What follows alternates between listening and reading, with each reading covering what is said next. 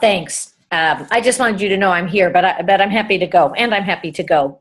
um, the first example that came to mind was about 15 years ago. I co-founded an integrative medicine institute, so holistic complementary alternative medicine institute in Northern California. And at our first meeting of 15 practitioners and 10 staff is what we ended up with, of every possible point of view about health and well-being, was still having the common theme of health and well-being and body, mind, spirit, and emotion being possible for people, and being dedicated to the healing profession, and being forces for good. We had a lot in common. But the first meeting of the practitioners, one of them raised her hand. She was a Chinese herbologist and acupuncturist, and she said, well, you've heard about herding cats and how hard that is. Herding this group will be like herding rhinos. And I was I was the initial CEO, and so I was in charge of everything that wasn't medical. And some of them had relationships already. I didn't even know that some of them were in relationship already.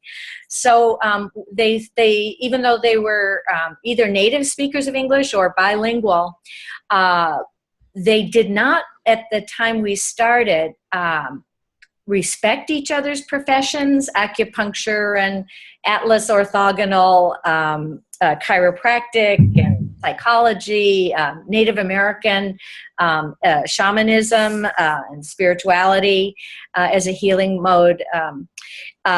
So to get everybody in the same room and to begin to set a common vision, which evolved over the almost 5 years I was there.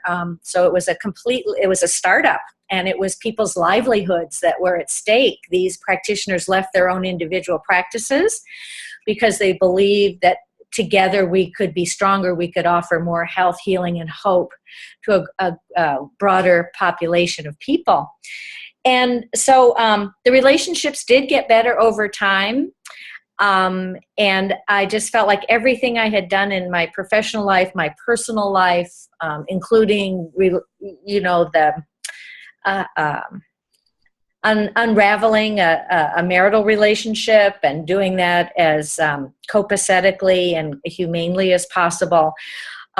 So my own personal narrative had to bring everything to the table to help folks really do exactly what Len and Libby are talking about. Listen to each other deeply from a place of actual appreciation, and to put aside their own, in this case, professional language, like the language of the acupuncturist or the chiropractor, for example, and to continue to go back to our common goal.